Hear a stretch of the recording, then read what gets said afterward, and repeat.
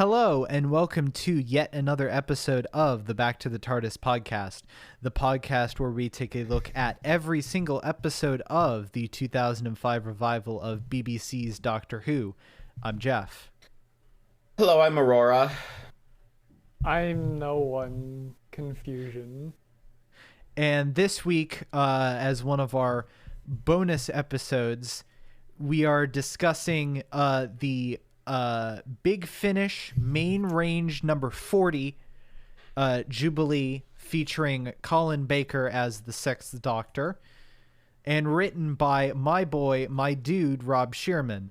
Now, many of our previous bonus episodes have had some relevance to stuff that we were covering recently. This week, the relevance is that today, the day that we are recording this, Tuesday, October 26th, is my birthday, and I want to talk about one of my favorite stories. That's it. Happy birthday. Thank you.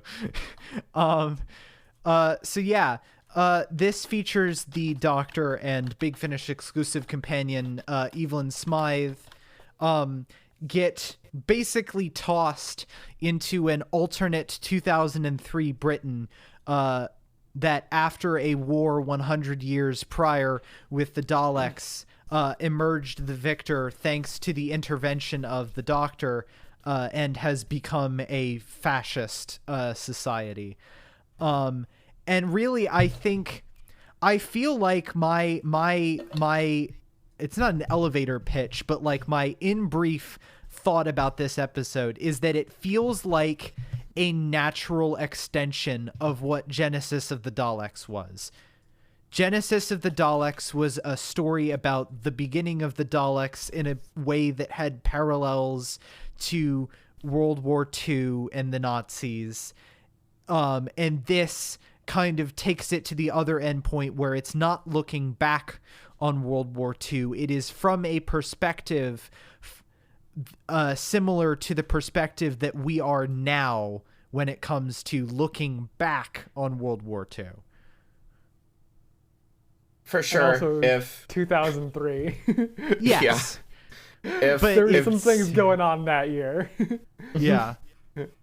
Yeah, if Genesis was the beginning of the Daleks, this is the spiritual successor. This is basically their logical end, and the logical end of any type of ideology that is like theirs. Yeah. Well, not just their end, but also I think their evolution into something different, because kind of the key point of the episode is that really when you get down to it, there is no functional distinguishment between Daleks and this fascist regime. They are essentially one and the same. It is very unsubtle about that. Yes. No, my boy Robert Shearman. I think this is also notable for being one of the most fucking disturbing pieces of Doctor Who media I've ever encountered. And also being like really funny in a black comedy way sometimes, though that doesn't surprise me because Chimes of Midnight had some very similar like black comedy humor in it. There was definitely parts of it where it was very campy. Like, it felt more satirical than the average Doctor Who episode. Like, it wasn't taking itself nearly as seriously as much as like the TV episodes. But then it does, and it's uncomfortable, and it's intentionally uncomfortable. Exhibit it flips A, back and forth a lot. Exhibit A, the little person scene, because oh my god. Yeah. Ooh. Oh yeah. Yeah. I have to say, I think this is like, it's weird because he's just been a constant presence for pretty much all of the Doctor Who that we have covered, except for Genesis. But I think this is also Nicholas Briggs's best performance as the Daleks. It's certainly up there. It's always more interesting when he has something to do other than typical Dalek, whether it be Dalek or Like, not only the Series 8 episode, yeah. Not only is he able to put in the nuance, he's also able to effectively portray these propagandized Daleks and how they are very much not the same thing and are basically just the image of this, but completely defanged and removed from its original context. Yeah, there was a lot of uncomfortable parallels to what we do with our own fascistic imagery and our own sort of like societal artifacts that we like bastardize and just devalue beyond all compare.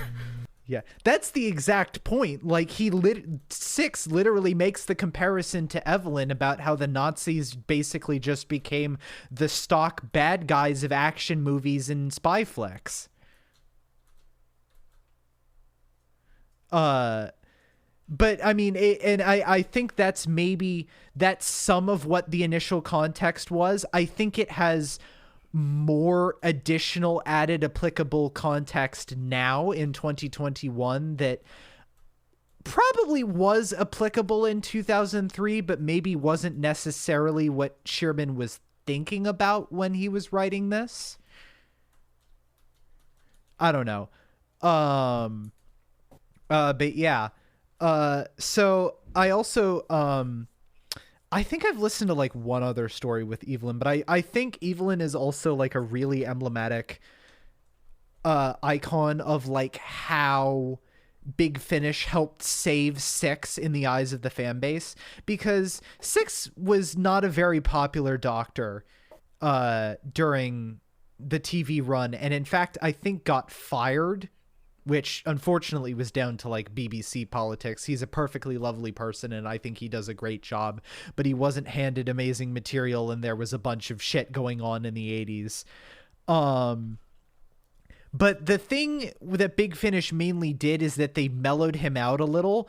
He's still like one of the most bombastic and arrogant incarnations, but they toned it down a little bit from where it was in the TV show.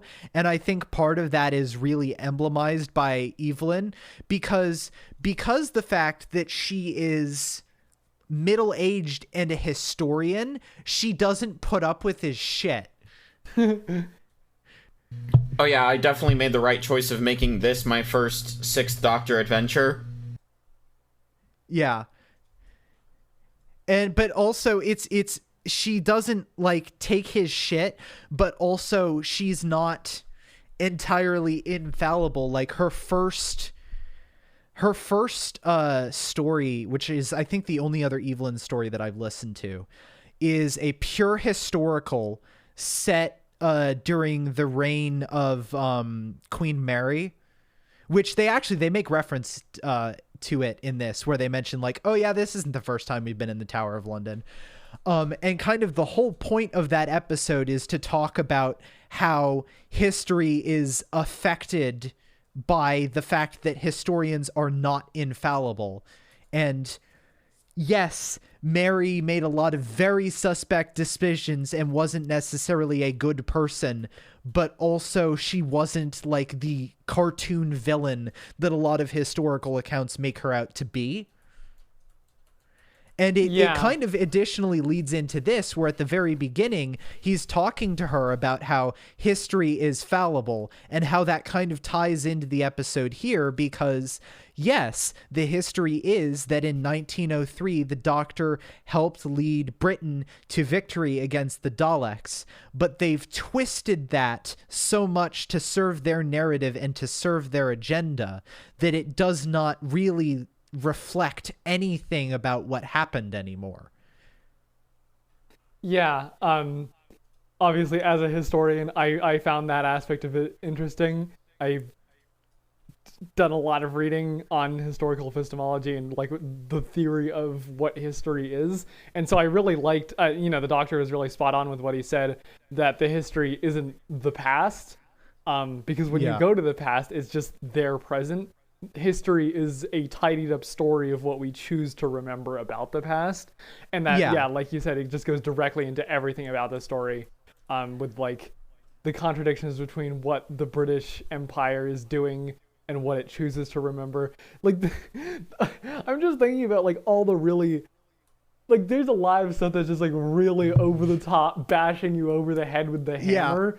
Like, it's great. The fact I love that it. They have, like, the fact that they have the doctor, the like, you know, other half of the doctor. I don't get the mechanics of the alternate doctor. It's a little bit blurry, and I think like it retroactively makes more sense when the TARDIS in The Doctor's Wife, or the TARDIS says like, I always took you where you needed to go, where it's like the TARDIS technically went back to 1903, but they left and got like knocked out in 2003, and it's a little bit hazy, but it doesn't really matter.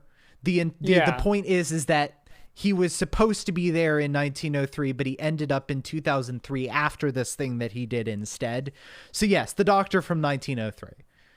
Yeah, so the Doctor from 1903, they have him like locked up and they sawed his legs off so he wouldn't escape, and it's like, oh my god, they're actually lying about things, and it's very melodramatic and over the top about the point it's bashing through your skull with a large sledgehammer.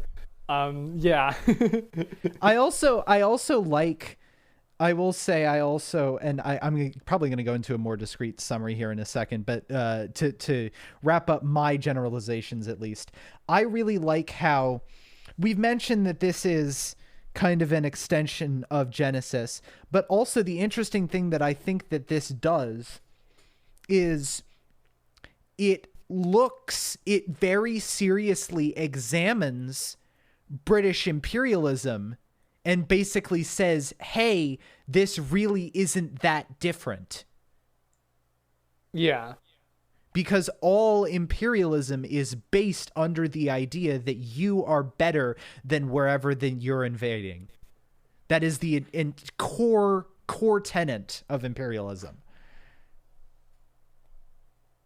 As a recovering academic of history, I can also say that it's true. I did study it for a bit. We definitely found those parallels interesting, especially like as Americans, how sort of the fact of a matter can be used to create this whole mythology and justify ideologies and going to war and who should be oppressed and who should be lifted up. It's all very good stuff. Yeah, that's what I have to say. I think there was another point to that, but I just lost it. So nice. So yeah, the Doctor and Evelyn, obviously there's some sort of weird TARDIS shenaniganry that means that they go back. Oh, actually, before we even get to that point, I have to give kudos to this cold open.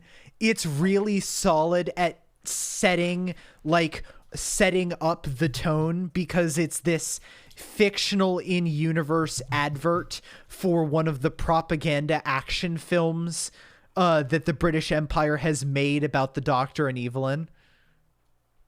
I'll be real.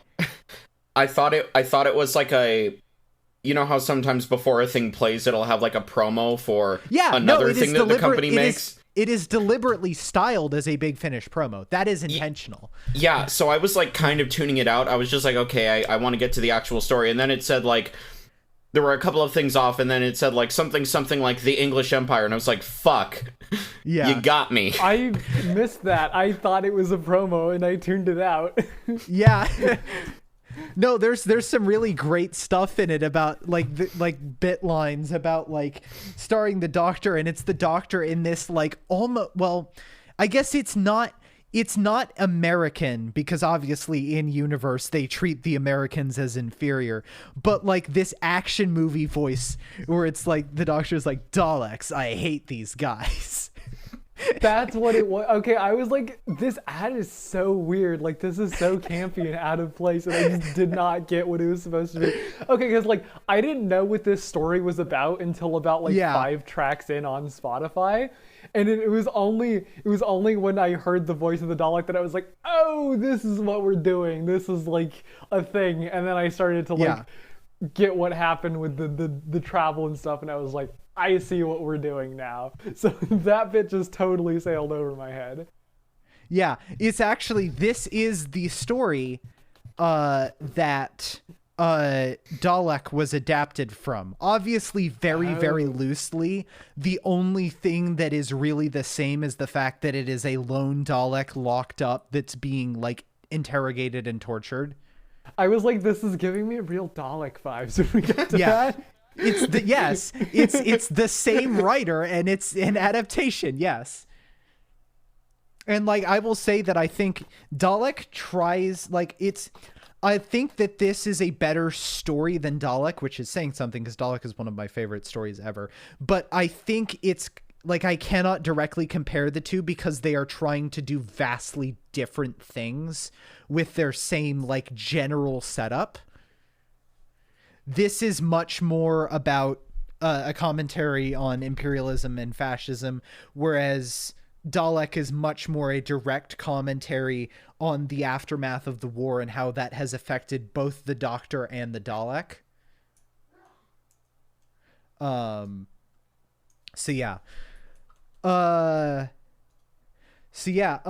then we are introduced to Rochester, the president of the English Empire, and his wife Miriam, who are just, those actors are fucking incredible. They do such a good job at like managing the tonal shifts that this story has. Like one moment they're being like really campy and it's like, ah, yes, this is black humor. Like the thing that stands out to me is the part in, I think it's episode 2 or episode 3, where Rochester is with the Doctor and he's like, I don't want to be this evil dictator, but I have to, and it's everybody else's mind controlled by the Daleks and I have to do this. And it's like really funny in this black comedic pathetic way.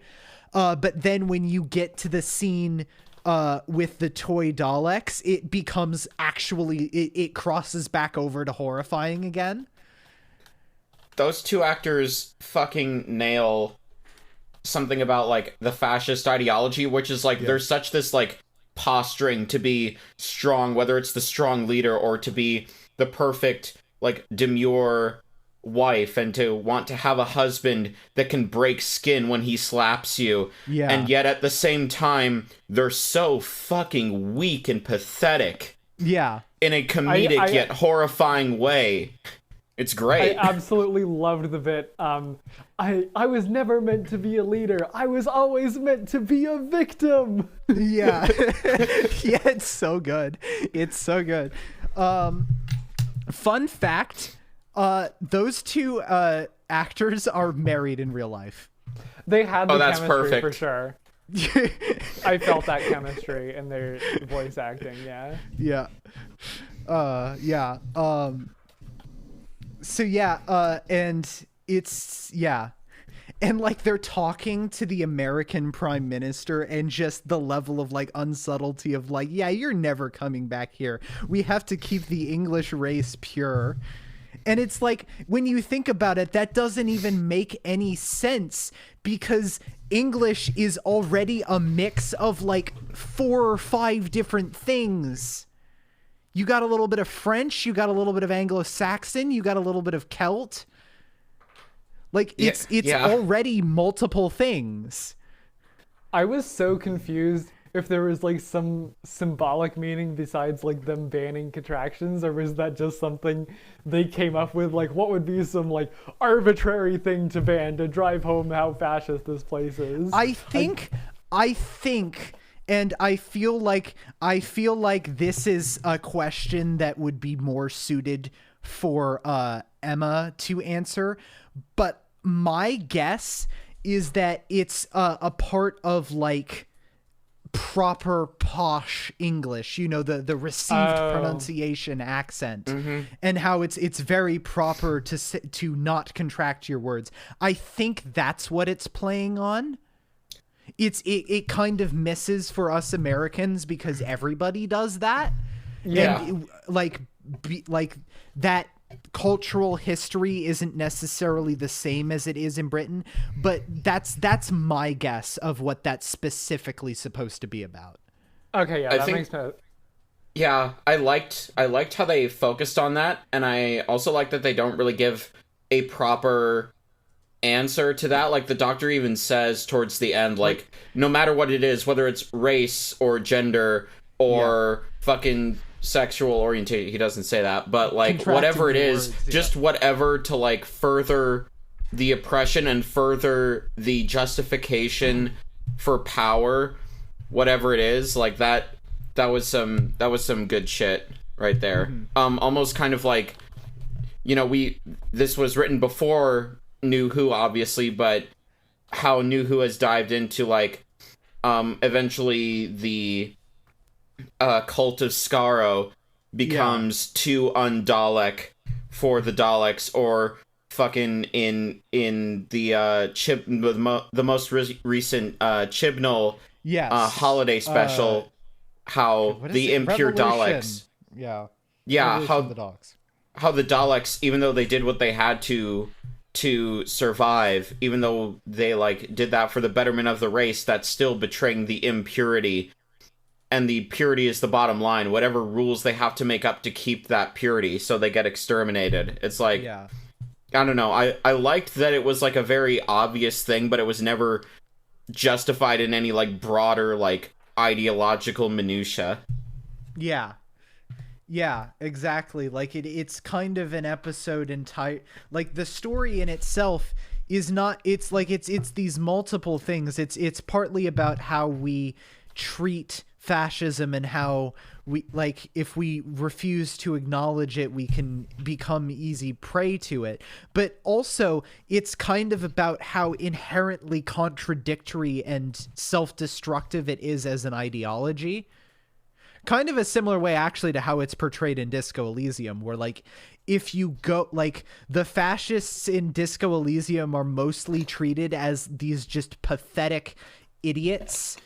Like, there's the one that I'm thinking of who, he's called Gary, and, like, the moment that you, like, he spouts all this fascist regime, like, ideology, but the minute that you, as a police officer, as a figure of authority, like, impose your authority on them at all, he immediately starts bootlicking.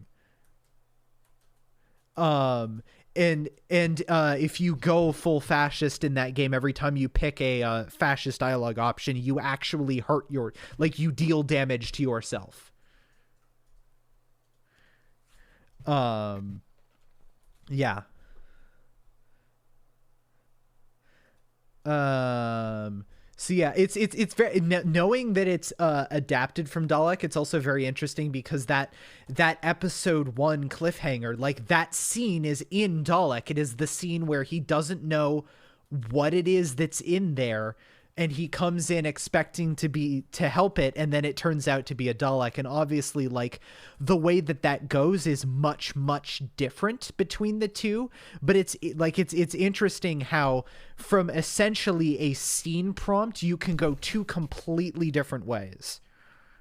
Yeah, I really think that, like, obviously in Dalek it's very straightforward.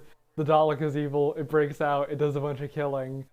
And then there's a bit at the end, but for the most part, it's pretty straightforward. Whereas in this one, the Dalek gets a lot of characterization. And it's really interesting. I think because New Who tries to do quote unquote a good Dalek again later on in series 8, and I think Rusty the Dalek is all right, but I think this is the best portrayal of a quote unquote good Dalek because it has nuance to it. For sure. I think I definitely prefer the dynamic of how he becomes quote unquote good. Like, I get it. 45-minute syndrome. You know, Rose touches him, he gets a bit of human DNA, and with that comes Dalek empathy. is a 45-minute episode. This story is 2 hours and 25 minutes long. Yeah, so seeing, it is like, a movie length. Yeah, seeing a Dalek sort of naturally achieve empathy, or arguably with some torture involved, but let's brush over that, and having Evelyn Smythe come to care for the Dalek, and unlike Rose, having known what they are beforehand, that was much more powerful to me, and like how that dynamic ended up playing out in the very end. Yeah, absolutely.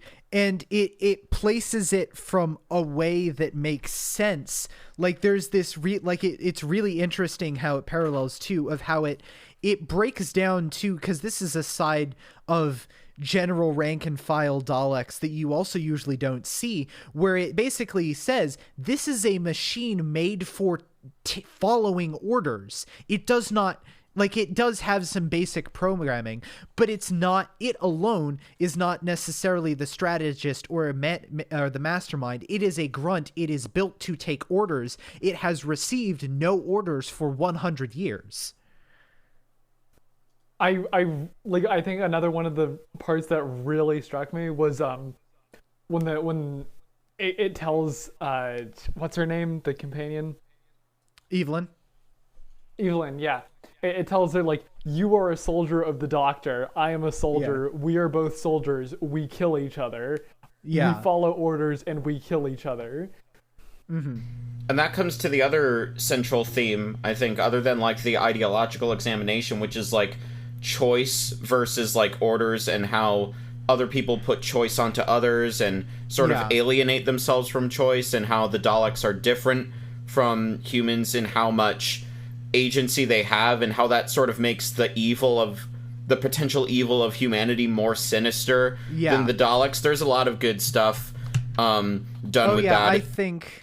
I think like, for one, 6 has like just 2 or 3 just career defining speeches in this story alone.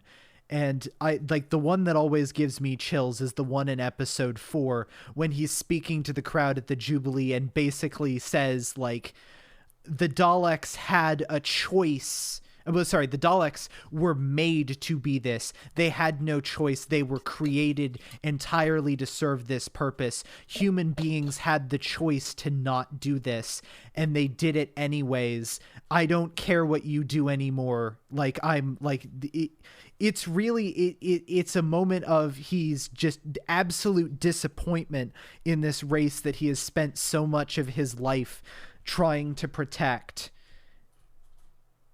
It reminds me of the fucking, like, conclusion, sort of, to the Monk trilogy, where the Doctors, where 12 is saying, like, oh, you know, I've saved you all and all again, but just, you know, one person comes along to tell you how, like, what to do, one group, and you all fall in line, like, maybe you don't deserve to be saved anymore. And we learn it's like a trick, it's like a gambit. Yeah, except actually good instead of him faking it out. Yeah, so it's like, it's that but better, is where I was going with that. It's like, oh... Yeah. And 6 even, there's even some, like, good 6 has 12 parallels, in my opinion. Yes. No, I think definitely. I think that they are very close comparisons. Absolutely.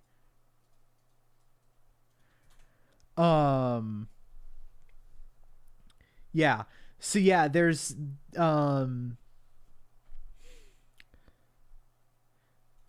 So yeah, and it's you know, they talk about how the Daleks have been basically repurposed as propaganda, and I also think it kind of subtly comments there about the fact that, like, maybe not as overt and exaggerated as here, but a lot of those action movies or war films or spy movies were propaganda in a way. They're feel-good stories about the boys in the British Army, and they don't really have any additional thought or nuance to that. Yeah. Oddly, a lot of that, like, propaganda and, like, how we use it for, like, fun stuff and entertainment, for some reason that just brought to me the imagery of, like, how there's stormtroopers, like Star Wars stormtroopers in Disneyland. Yeah. Just walking around, and how, like, arguably the biggest sci-fi franchise of all time has really surface level politics and never bothers to, like, go beyond the surface level. And when all you have is just, like, surface level adoration or condemnation, it can lead to a lot of really bad outcomes. And as we see in this society, holy fuck, have there been a lot of bad outcomes. Yeah. And yeah, we're introduced, and I also have to hand it to Colin Baker, because the way that he portrayed, like, the alternate Doctor does not have obviously very many scenes, but his scenes are just outstanding. Like the scene where he's so far gone that he can't even really understand that the Evelyn that he's talking to is the same one. And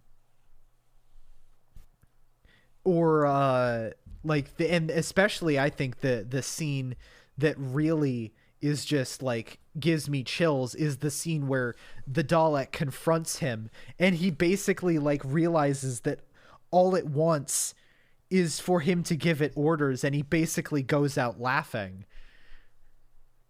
Yeah, and the Dalek here sort of parallels himself to, I forget his name, the prime minister, the president of the English Empire. Yeah, in that, like, in the end, like, without orders, without fashioning himself a leader, he's left to victimize himself and say, like, oh, I can't choose anything. It would be grander if I were giving orders, or it would be grander if I were a slave and we were slaves together and we could have little slave children. Like, those moments of both of those characters sort of breaking down at their lowest, it's so fascinating. Again, there's so much to unpack in this story. I love it. Yeah. I'm gonna be a nerd here. It's very Nietzschean in the sense that by continuing to be part of the slave dialectic of sort of these ingrained power structures, and by adhering to them, he is no different than the lower, like the oppressed, like in mentality he is still trapped by these structures. And so I think that's very revealing of some Nietzschean themes in there, just to be a fucking nerd. Yeah I can also do that. I really liked how arguably there's sort of this culture has been so ingrained in like modes of oppression and modes of being superior to like other factions and other groups, that even the quote unquote like rebellion, even Miriam, who you could like say, you know, when that was first introduced, that she's working with, I forget his name, to free the Dalek, I thought like, oh, this is going to be like an unconventional rebellion. But no, it's just like these language games that this poison society, this fascistic society engages in. It's like there's no liberation without further oppression. It was just gross in all the best ways.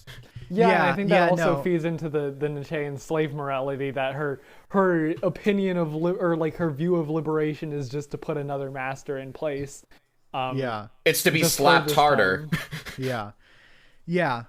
And it's also like it's playing with your expectations too, because, you know, usually like in a normal Doctor Who story, you'd have the rebels who are generally like the good guys, and they're going to stop the bad guys, but this is not a normal Doctor Who story. And this world is so far gone that there is that person who's the right person who will lead the righteous revolution does not exist. I think a really interesting part with that is like the bit about how his father had like torn down lots of London because he was gonna rebuild it into a grander city, and then got bored. Then he never finished it, so lots of London is just left sort of homeless still.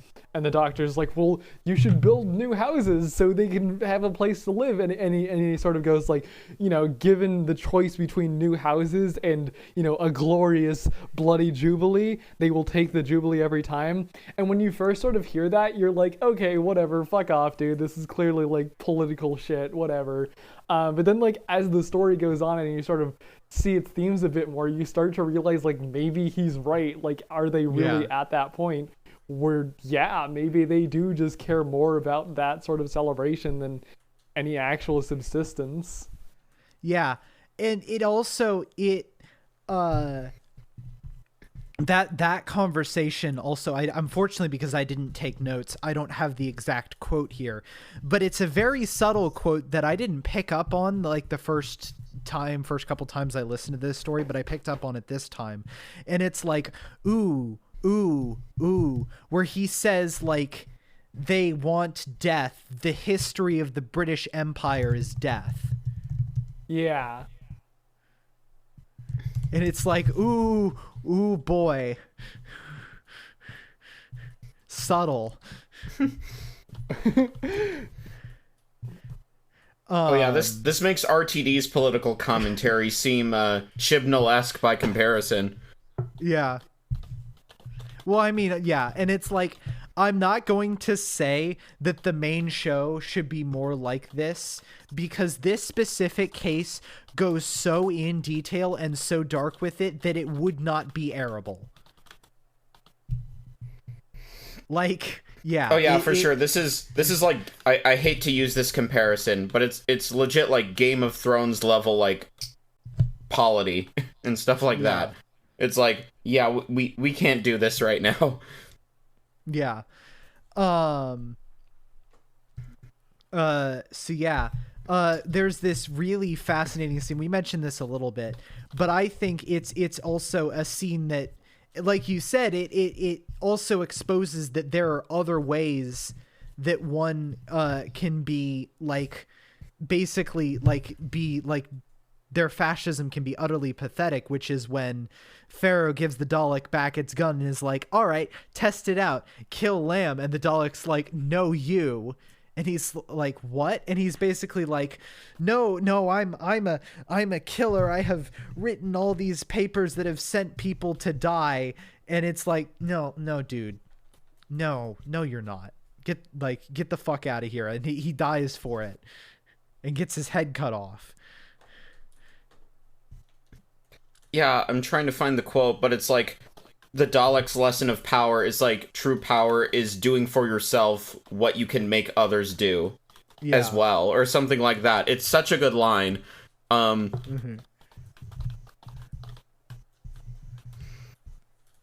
Lamb. That's, again, subtlety, not to be found in this story. Oh, yeah. Oh man, my favorite so I guess Lamb made me remember the scene. Like, it made me think of the scene where, like, Lamb brings, like, Pharaoh's severed head to Miriam, and she's basically like, all right, well, yes, you're my husband now. And he's like, wait, what? I don't.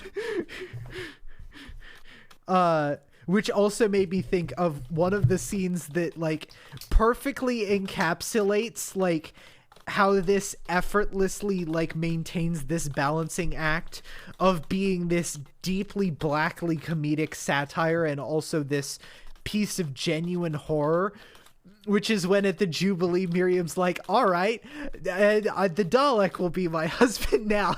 And it's just like the level of, like, sheer, like, what the fuck are you on? And also like, oh God.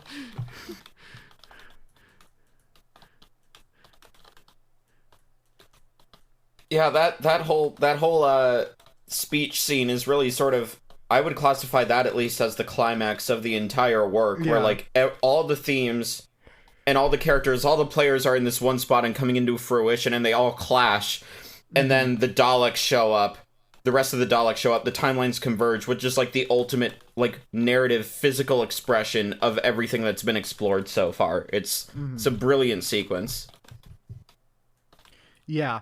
And also very, very funny that she wants to get a Dalek to legitimize her rule, but again, it just emphasizes how far gone the society is, that, like, this genocidal symbol, like, that she even floats that. It's like, as she sort of explains, or someone explains, that the Doctor and the Daleks are sort of two sides of the same coin to justify the power and the oppression. It's just like, you can interchange them as long as they're both present. People will step in line, and that's exactly what happens.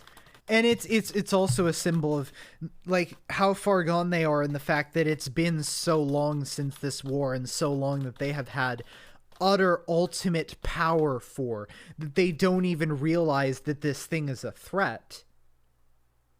And like it's the thing where like literally like they come, like one of the Daleks shows up and is like, which one is the leader? And they basically like backstab each other, and Miriam literally kills Rochester to be like, no, I'm the leader. And then like they go to kill her because of course they're Daleks, and she's like, wait, what? No.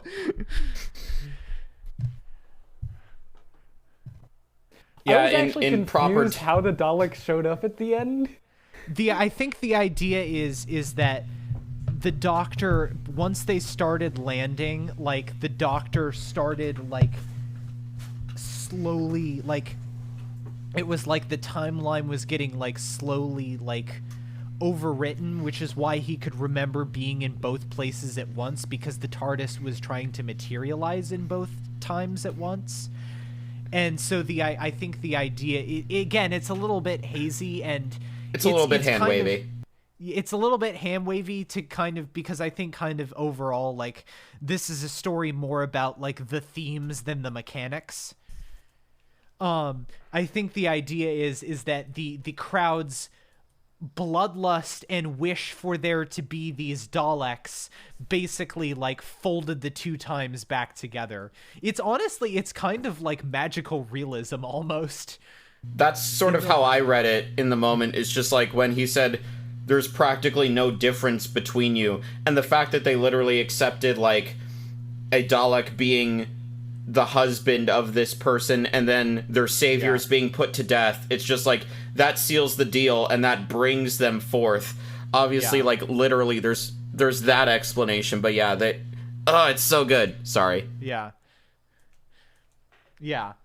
And I think actually I feel like, I mean, I haven't listened to all of Robert Sherman's story, but definitely like the other one that I've really heard, which is Chimes of Midnight, also definitely does like some magical realism with it, where like Edward Grove is this house that is given life by a paradox. Like it's much more of a magical or supernatural thing than a strictly scientific thing. Which is fine. I think magical realism can actually be a pretty good fit for Doctor Who, honestly. So yeah, and obviously we get that fantastic speech from Colin Baker, and you really like, I think because of the way that he plays his Doctor especially, you can just feel the utter disgust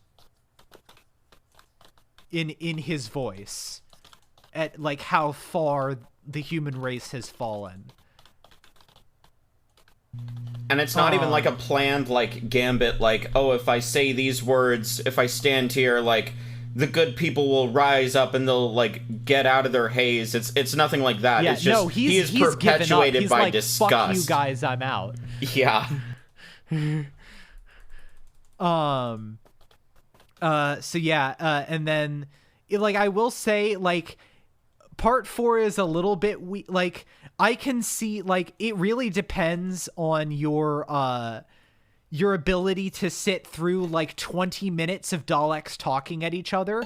I think it works because the conversation itself is really good, but it is 20 minutes of two Daleks talking at each other. Yeah, the third act is definitely the weakest. I was afraid it would like completely fall into like typical sci-fi fare once the big monsters showed up. Yeah. But even in something that's cliche as, oh, the big fleet has arrived, Robert Shearman still does enough interesting stuff that I was still like invested by that point. Yeah. So you have this talk between the Dalek and the Supreme Dalek, where the Dalek comes to this interesting conclusion that I think the thing that I found interesting this time around that kind of I didn't think about the first time is that when he says for the Daleks to succeed, the Daleks must fail, you can read that in a way of like the inherent contradiction of fascism, but also you can read it as the Daleks failing created this fascist regime for the humans, which has already been stated to basically be functionally the same thing. The Daleks succeeded in this case. Their ideology succeeded by their failure. That's an interesting read that I didn't take from it. My thinking at this time, it's like it sort of demonstrates, and I hate to use sort of like a cliche ableist term, but like the insanity of the Daleks and of fascism, that like of this Dalek specifically is just like the only way we succeed is if we lose, but at the same time the only way that you keep yourself pure without utterly destroying what you were keeping pure in the first place is to sort of quote unquote quit while you're ahead, which in this case just sort of results in like massive genocide. Yeah, no, and I think like there's like another really good speech that Six has, where he basically lays out all of the inherent flaw of the end state of imperialism and then fascism, of you go and invade and conquer all of these places, but then what's left when you've conquered the whole world or the whole universe? Then you just divide on yourselves until there's nothing left. Like that's another just absolutely fantastic speech from Colin Baker. And then obviously as the Dalek dies, it basically resets everything, and we get this denouement, which I think this is one of the things that makes the episode for me, because it would be so easy for this episode to just walk out on a humans were the real monsters all along type ending, and that's not what this does. What this does is state, yes, we have the capacity for this evil, but we also have the ability to make a choice to not be that and to actively resist it. And by passively allowing us to forget that once human beings did this, I think in the case of what the point that the episode is making, because it's making parallels to real world fascism and real world imperialism, which is, if we don't acknowledge that this has happened in the past and take steps to stop it from never happening again, we are doomed most likely to fall prey to and or repeat it. Yeah, the part that I love is that we see the alternate leaders, the heads of state of this fascist English empire. See the Miriam and Rochester, yeah.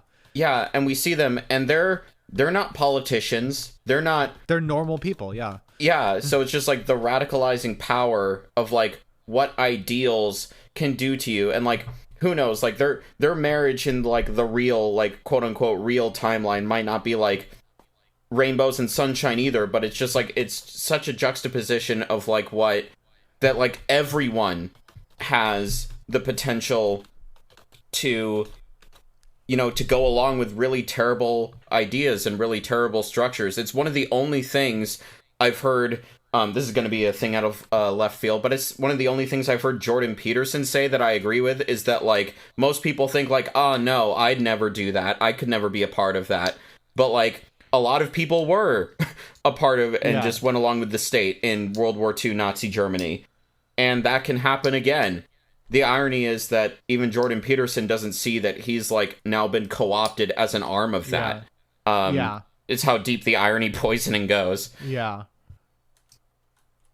Yeah, absolutely. Yeah. And I think it's that level that I think really makes it work, because like so much of the episode is based around, look at how horrific these people are, and how really for 3/4 of the runtime of this story, the villains are not Daleks, the villains are humans. And even in that last quarter, really, like the Daleks there don't really, they are antagonistic, but they're still not really the main antagonist, really. Like it, but instead of just taking the easy way out, it instead acknowledges that human beings are human beings. Yeah, the Daleks are more a construction and like an obstacle of the plot, and the real thematic villains are the potential monstrosity and ideology in humanity. Yeah. So yeah, good shit again. Yeah.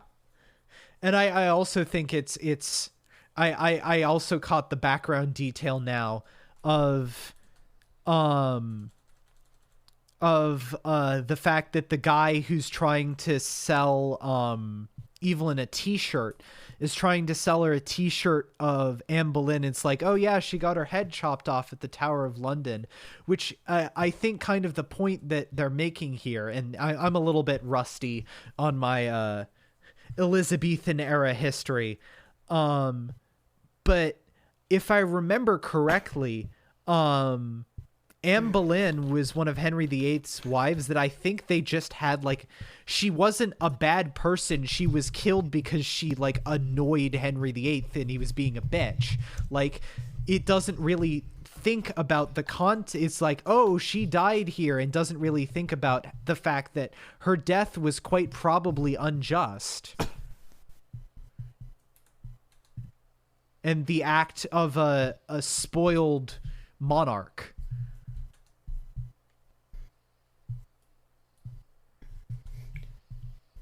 It's very, like, interesting, like, subtle thing that I didn't notice until this time around. Yeah, it's full circle again with the first discussion at the Tower of London about what history really is and how history is constructed, and then at the end at the Tower of London how this history about this queen has been constructed so that, hey, here's a t-shirt. Isn't that a neat little novelty, you know? Yeah.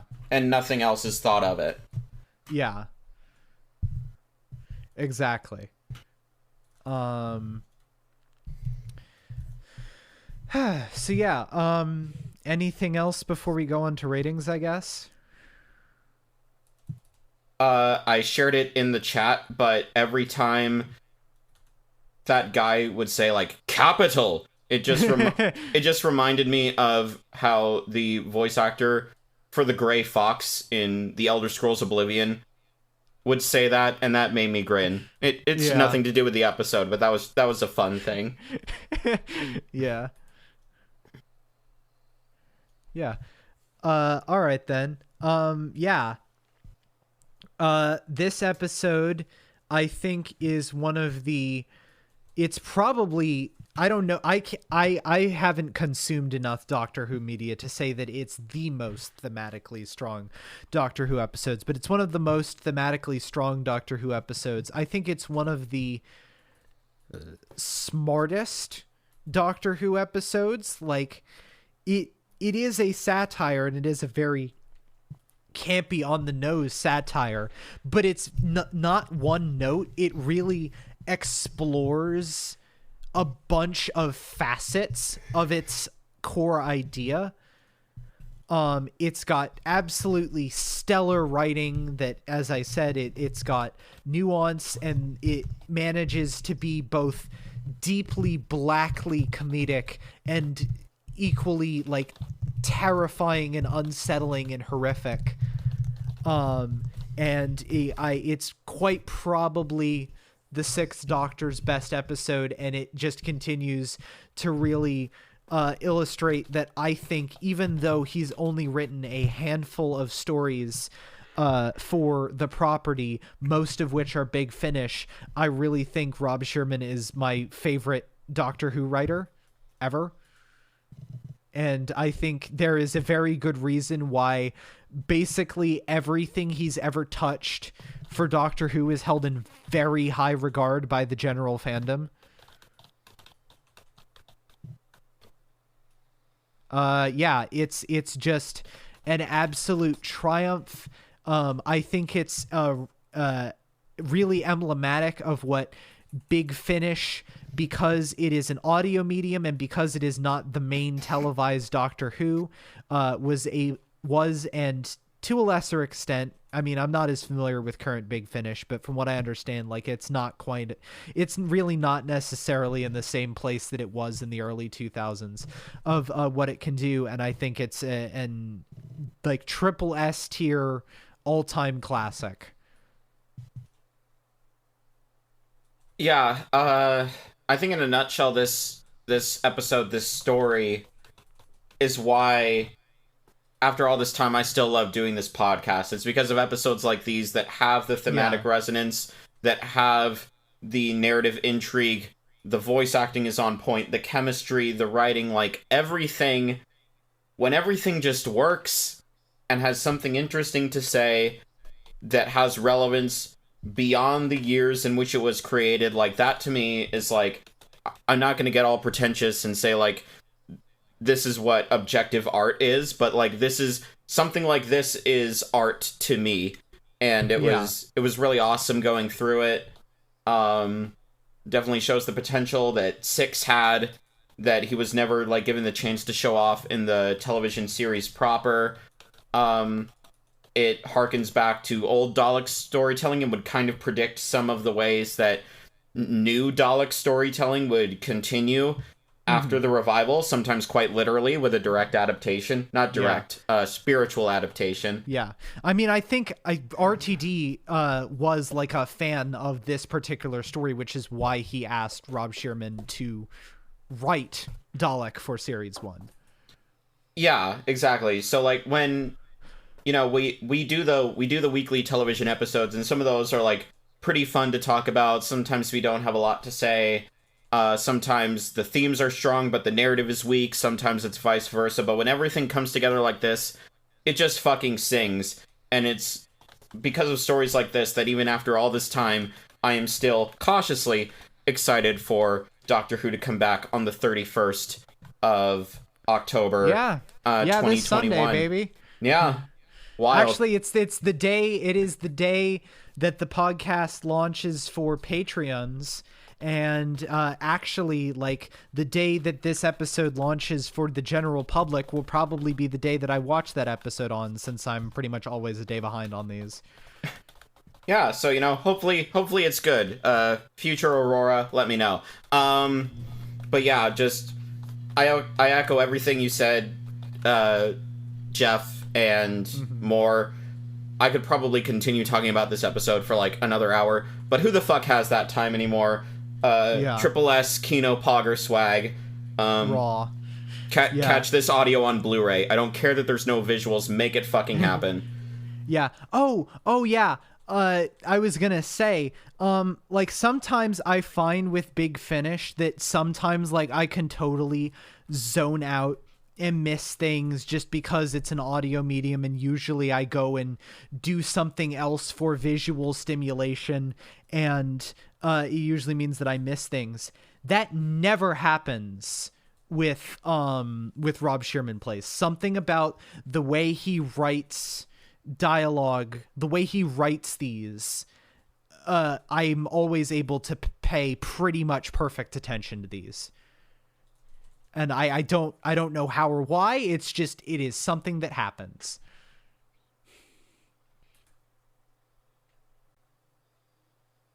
Yeah. No bad system? Oh, yeah. I didn't realize it was my turn.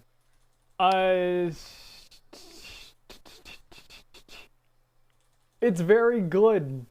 It's very, very, very, very, very good. And I like the themes, and I like how it was acted, and I think there's basically nothing wrong with it, so I'll just say 10 out of 10. Yeah. Yeah. Pretty fair. Before we go on to our usual pitch, usual outro pitch, I will say that this story is available for free if you have a Spotify account. Obviously, you'll need to listen to it on desktop. Otherwise, it'll get mixed up because like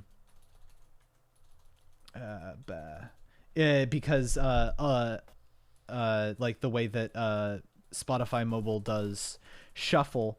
But it's free there, and on Big Finish it's like $250, I think, right? Let's see. Yeah. Okay. Yeah, an MP3 download of Jubilee is like $2.50, $3, somewhere in there. It is worth your time. If you need to pay for it, it is worth the price. Like, that's like, what, the price of a coffee? It's worth that price. Go buy it. Go listen to it. It's extremely good. Anyways, next time on the podcast, we will be covering Series 7, Episode 9, I think, Hyde. Until then, you can follow the podcast on Twitter at B2TARDISPod. You can support us on Patreon for a number of benefits, such as early access to episodes, the ability to listen in live to episodes being recorded, and potentially even the ability to guest star upon an episode of your choosing. I'm Geoff. You can follow me on Twitter at WheatleyDL. I'm Aurora. You can follow me and our system on our Twitter account at Of Mice and Femmes. You can follow us at Nomadiclastic. All right. And we will see you all next week.